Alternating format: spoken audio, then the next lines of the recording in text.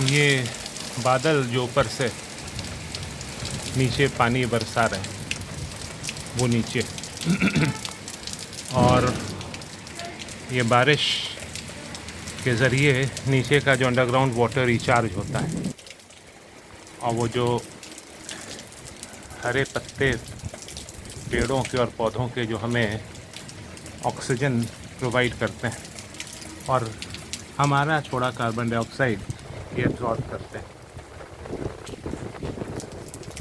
ये तमाम macro life supporting systems यानी शरीर से बाहर देखे जाने वाले लाइफ सपोर्टिंग सिस्टम्स जैसे carbon cycle, water cycle, season cycle, nitrogen cycle, वो तमाम इसी तरह के जीवनदायिनी चक्र जो ईश्वर ने बनाए हैं। उसके अलावे हमारे इंडिविजुअल शरीर में हर व्यक्ति के अंदर जो डाइजेस्टिव सिस्टम दिया कि हम थोड़ी देर में लंच करके डिनर करके रोटी ब्रेड जो भी हम खाते हैं वो इतना सूक्ष्म रूप से पतला होते जाता है, इतना सटल, इतना महीन होते जाता है कि हमारे वो सेल्स जो माइक्रोस्कोप के नीचे बड़े मुश्किल से दिखाई देते हैं वे भी उसे एब्जॉर्ब करके उस ब्रेड में से अल्टीमेटली या रोटी में से दाल में से अल्टीमेटली एनर्जी ड्रॉ कर लेते हैं। या फिर वो स्केलेटन सिस्टम जो हमें सीधा ख्याल रखता है, या फिर वो रिप्रोडक्टिव सिस्टम जिसके ज़रिए ईश्वर ने इंतज़ाम किया कि जनसंख्या बढ़ती जाए, बच्चे आते जाएं, लोग पैदा होते जाएं, या फिर वो रेस्पिरेटरी सिस्टम, एक्सक्रीटरी सिस्टम, इतने तमाम जो लाइफ सपोर्टिंग सिस्टम्स ईश्वर ने बनाए। तो जैसा मैंने कहा मैक्रो लेवल पे और माइक्रो लेवल पे, इंडिविजुअल लेवल पे, ये तमाम सिस्टम्स हमारे यूथ को, जो बच्चे हैं उनको आँख खोलना चाहिए इन सिस्टम्स पे गौर करने के बाद कि हम बड़ों के चक्कर में न पड़ें। हम बड़े उन बच्चों को, यूथ को जाति, धर्म, भाषा, क्षेत्र, नेशनैलिटीज़ के नाम पे लड़ाते रहेंगे अपने स्वार्थ पूर्ति के लिए। भारत में देखें तो जाति, मज़हब, भाषा, क्षेत्र की दरारें और गहरी की जाती रही हैं। और अगर भारत के बाहर देखें तो यूक्रेन की लड़ाई शायद कल 6 महीने पूरे हो गए। अमेरिका ने उकसाया, रशिया के कैंप में घुसा और यूक्रेन के ज़रिए रशिया को कमज़ोर करने की कोशिश करते जा रहा है। या फिर चाइना का ताइवान पे के जीवन में दखल अंदाजी। तो यूथ को, दुनिया भर के यूथ को इसको सोचना पड़ेगा कि इतने बड़े ब्रह्मांड में हबल टेलीस्कोप के हिसाब से अगर देखें तो जैसा हम लोग ने पहले भी चर्चा करी 10 टू पावर ऑफ 24 प्लैनेट्स कम से कम एग्जिस्ट करते हैं। और हबल टेलीस्कोप ने कैसे कहा, तो हबल टेलीस्कोप ने जितने गैलेक्सीज़ देखे उससे रिलेट किया गया कि हमारे मिल्की वे गैलेक्सी में कितने प्लैनेट्स हैं। उससे जब रिलेट किया गया तो पाया गया कि 10 टू पावर ऑफ 24 प्लैनेट्स कम से कम ब्रह्मांड में है। अभी जो लेटेस्ट टेलीस्कोप गया वो कुछ और भी बताएगा, लेकिन फ़िलहाल यूथ को ये सोचना चाहिए रादर कि 10 to power of 24 planets exist करते हैं। 1 दूसरे, हमारा एग्जिस्टेंस यहाँ पे कितना टेम्प्रेरी, चाहे हम 10 साल रहें, 20 साल रहें, 50 साल रहें, 100 साल रहें, 110 साल रहें, लेकिन हमारा एग्जिस्टेंस अल्टीमेटली टेम्प्रेरी है। तीसरा एक और फैक्ट इसमें जो जोड़ना चाहता हूँ वो ये कि नियरेस्ट हैबिटेबल प्लैनेट, इस लाइट में इसकी चर्चा आवश्यक है क्योंकि हम लोग बाहर भी तलाश रहे हैं कि कहाँ पे हैबिटेबल प्लैनेट है। तो नियरेस्ट हैबिटेबल प्लैनेट जो मैंने पाया गूगल पे वो है प्रॉक्सिमा सेंटोरी बी, जो आज की रफ्तार में जहाँ पहुँचने के लिए, आज की टेक्नोलॉजी से जहाँ पहुँचने के लिए 6300 साल लगेंगे। तो ऐसे में जब हम इतने अकेले हैं इतने पूरे ब्रह्मांड में, यानी हमारी पृथ्वी की हैसियत इतनी छोटी, तो हमारी तो और भी छोटी। दूसरे, हमारा एग्जिस्टेंस यहाँ पे टेम्प्रेरी है, चाहे जितनी भी लंबी या छोटी हमारा सफ़र रहे। तीसरा, नियरेस्ट हैबिटेबल प्लैनेट इतनी दूर है।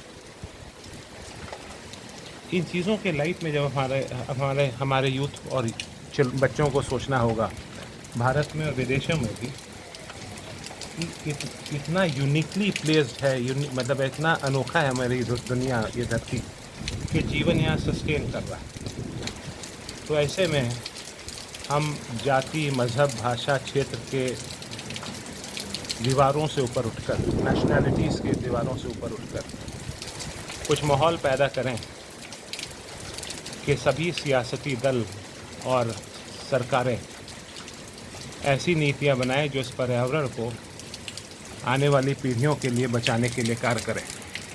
उसके लिए आवश्यक रहेगा कि यूथ डिसाइड करें कि अब और हम बड़ों के ज़रिए बेवकूफ़ नहीं बनेगा, क्योंकि अधिकतर 50+ हम लोग जैसे लोग मुश्किल से 20 से 25 साल रहेंगे, शायद यही बात दिमाग में है।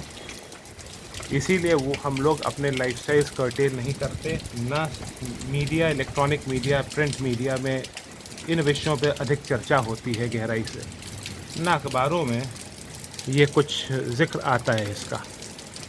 तो ऐसे में अगर यूथ और बच्चे अगर इन विषयों पे नहीं सोचेंगे तो आज से मात्र 20 साल बाद 2022 से 2042 तक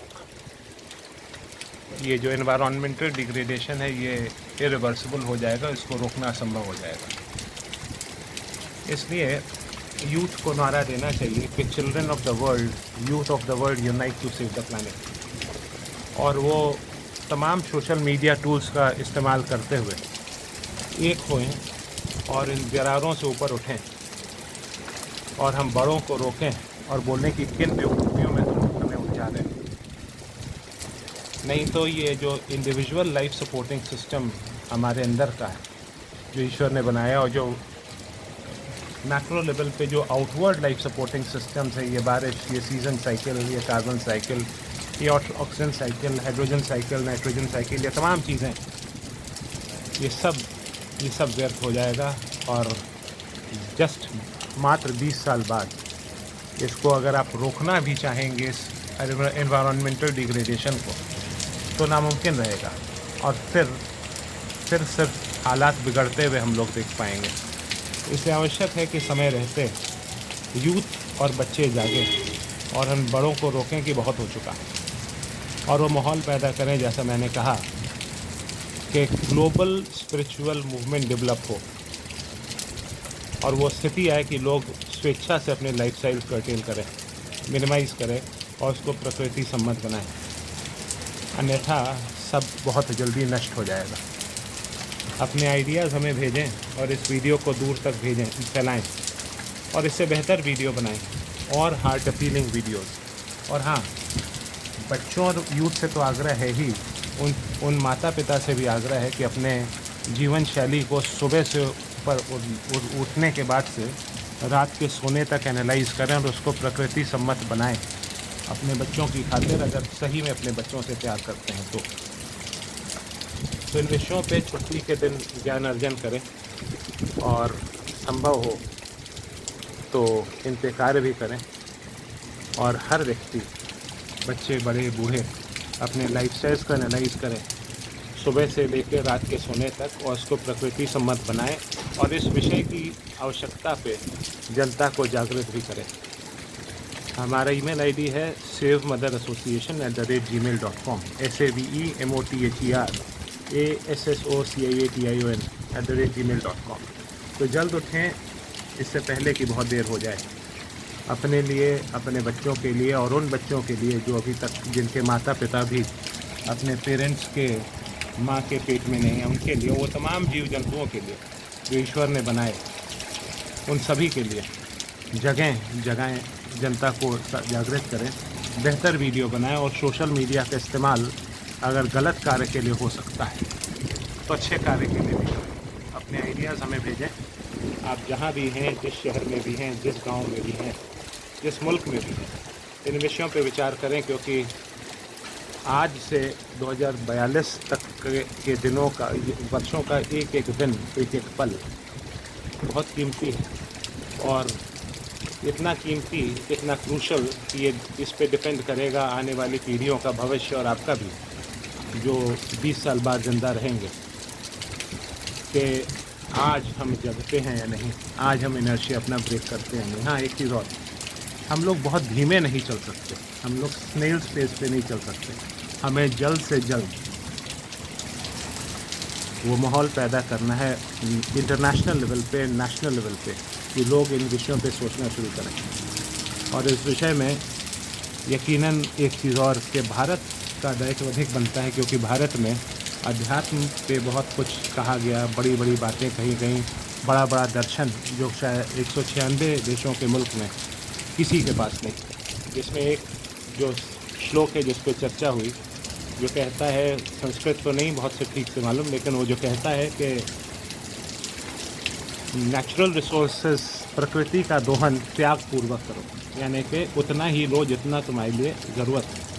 यानी कि अपने लग्जरीज़ के लिए, कंफर्ट के लिए, बेटर लाइफस्टाइल्स के लिए, फैशन के लिए प्रकृति का दोहन मत करो। तो इन विषयों पर विचार करें, क्योंकि याद रहे, नियरेस्ट हैबिटेबल प्लैनेट जहाँ जीवन सस्टेन कर सकता है वो 6300 साल दूर है, मतलब आज की रफ्तार पे अगर हम चलते हैं तो।